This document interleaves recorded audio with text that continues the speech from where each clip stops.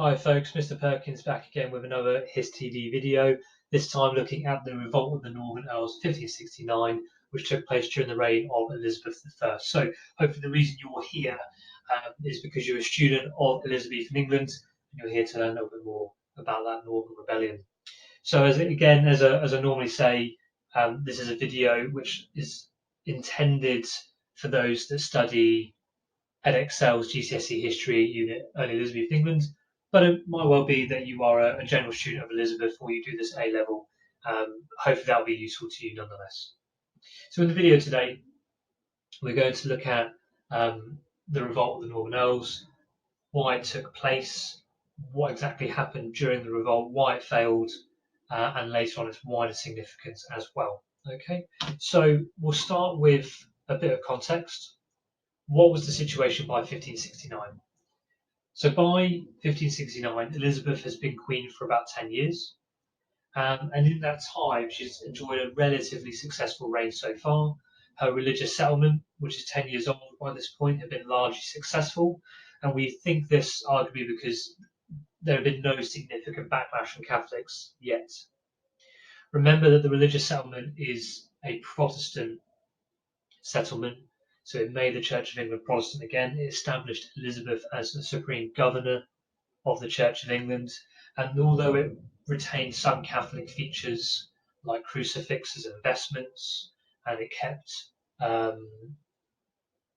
parts of the Book of Common Prayer relatively ambiguous, so as to allow interpretation by whatever side, ultimately it was a Protestant settlement. But that being said, in the 10 years after 1569, for reasons that I explored in some of my previous videos, it's successful because there was no significant backlash from Catholics in those 10 years. And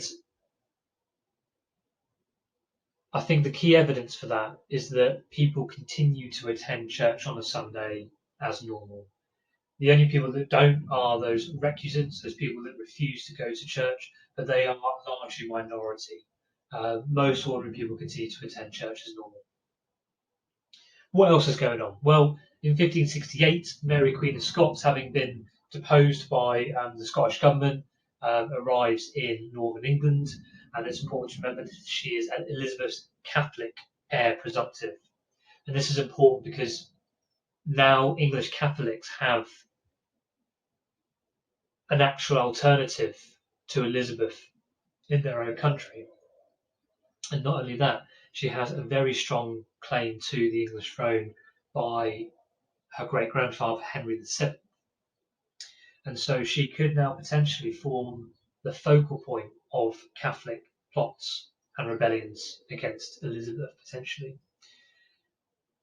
And this perhaps is made even more likely by the fact that Catholicism is still very strongly supported in the north and the west of England. So it's no surprise then that this rebellion is led by the Northern Earls. So who were they, these Northern Earls? Well, you've got two men that lead this revolt in 1569. So we've got Thomas Percy, the Earl of Northumberland, and we've got Charles Neville, the Earl of Westmoreland. Okay, and there are a number of noblemen in the north of England. You've got these ancient families that have been nobles for hundreds of years in some cases. And the Percys and the Nevilles are two examples of that. And in a minute, we're going to explore why they had particular grievances against Elizabeth. But in particular, I would argue that those grievances were religious and political in nature.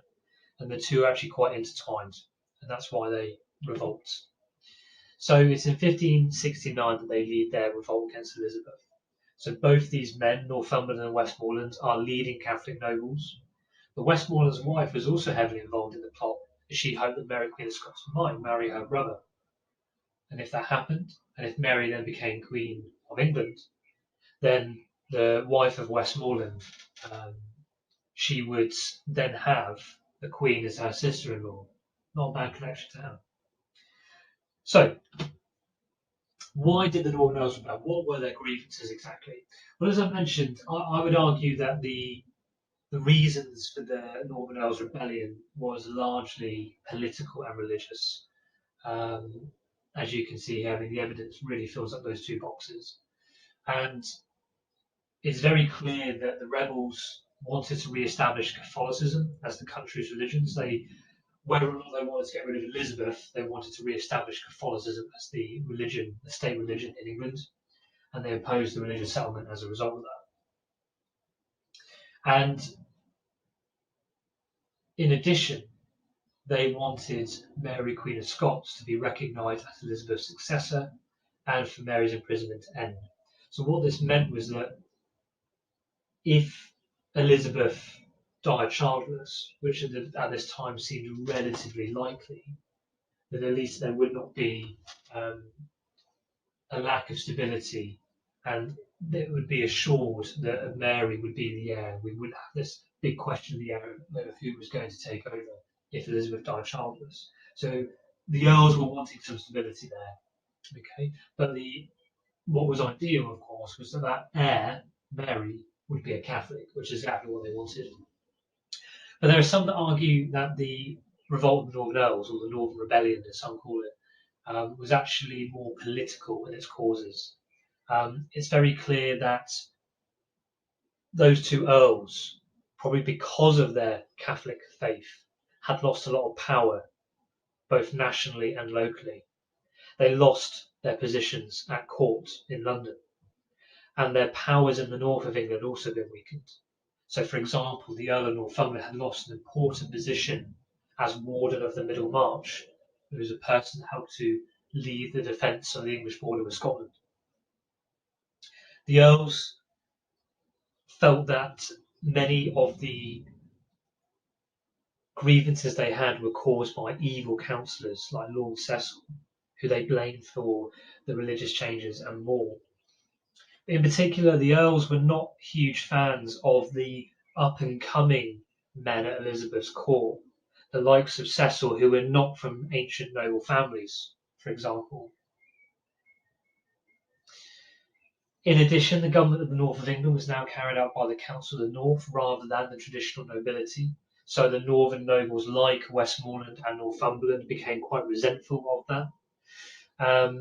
And so actually you can see some evidence here that the Earls' grievances were not just religious in nature. I think it would be too simplistic to say that, but actually there are political and religious grievances that go hand in hand. It is because of their faith, their Catholic faith, that the nobles lose much of their power. So what was the plan for the revolt? So it was intended to take place in the winter of 1569. So the Earls would raise rebel forces, tenant workers, for example, from their lands in the north of England, and take control of one of the key major cities in the north of England, which is Durham.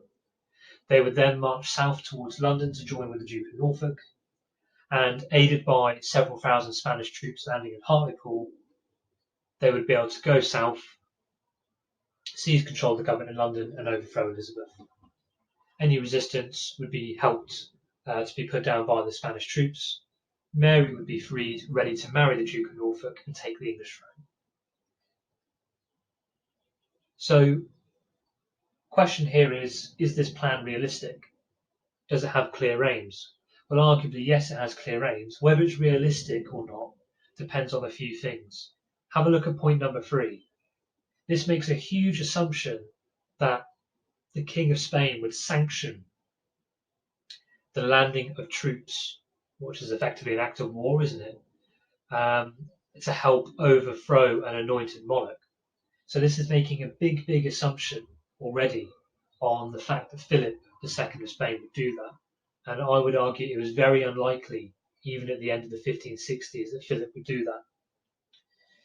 It makes the assumption that Catholics, English Catholics that is, would join in, would rise up with them against Elizabeth and give them their support. Again, whether that was likely to happen 10 years after the religious settlement has already seemed to be successful is another question. And it also makes the assumption there's going to be a lack of resistance from Elizabeth, her government and army, and that there won't be any nobles that would come to Elizabeth's aid. So whether this plan is realistic I think there are big questions over that actually, and this can be something that you explore in the final slide of my slideshow today. Now, in the end, the revolt actually failed because after capturing Durham and holding a Latin mass in the cathedral, the rebels heard that the Earl of Sussex was leading a 10,000 strong royal army against them. So eventually the rebels actually fled north. They dispersed into the north of England and into Scotland. Some rebels actually captured Hartlepool, but of course the Spanish troops never actually arrived. And in the end, Northumberland was actually captured and executed, whilst Westmoreland escaped abroad. So the revolt failed. It never came close to achieving any of its aims. And I would argue that the key reasons for this are these 5 here. So I'm not going to waste my breath and read this all out to you. If you want to pause the video and go through these, well, I would highly recommend that you do so. But really, to sum up, you've got leaders that were arguably not particularly decisive. They were not able to attract the support of other nobles in the north of England or ordinary English Catholics. And indeed, there was no support forthcoming from abroad, whether that was France, Spain, or the Pope. None of them supported it. When the Royal Army, amassed by the Earl of Sussex, went north, the rebels panicked, they retreated and fled. So they did not even stand their ground. They did not even fight for their cause in the end. And what this actually shows that Elizabeth had very strong support. Her government didn't panic, even though they did not control many of the key areas in the north, so they lost control of Berwick, for example. Elizabeth had no problem raising a huge army led by the Earl of Sussex to march north. So clearly the revolt failed, and there are some key reasons here for that. Okay. So the last thing I'm going to deal with is this question here of how significant a threat was the revolt. Potentially you could be asked a question like, so we think of question 1C on the NXL specification, the revolt of the Northern Earls was not a significant threat to Elizabeth, how far do you agree? Or the revolt of the Northern Earls was the most significant threat to Elizabeth, the most significant plot against Elizabeth, how far do you agree? So we need to start thinking of, firstly, what makes a revolt or plot a significant threat, and start to think about which of those revolts and plots carried that significance. And you can start to compare them once you learn more about the others and the other plots that are to come. So, look, I mean, when we are answering questions about significance, we need to come up with our own criteria. What do we think makes a revolt a significant threat? And that's something that you can decide for yourself. I mean, I've come up with 4 or 5 key ideas here. So these are my criteria, but you might come up with your own. Or if you're just getting started and not feeling confident, feel free to use mine. So for me, what makes a revolt a significant threat? I would argue that for a revolt to be significant, it needs to have effective leadership. It needs to have a clear and realistic plan and aims. It needs to have widespread support, whether that's amongst Catholics at home in England or from abroad, whether that's the King of Spain or France, whoever. And I would also argue that the regime, in this case Elizabeth, might find it difficult to combat this threat, or make mistakes that jeopardize her ability to put this revolt down. So turn that into a question for each one. Did the Northern Earls show effective leadership? Did the Northern Earls have a clear and realistic plan and aims? Did the Northern Earls gain widespread support? And did Elizabeth find it difficult to combat this threat? I'm not going to go through all that. I think you can go back to this slide and pause and make your own notes and your own judgments on how effective a threat or how significant a threat the Northern Rebellion was, using some of those ideas in that box there to help you. But what I would suggest that you do is you have in your mind a clear answer to that question already.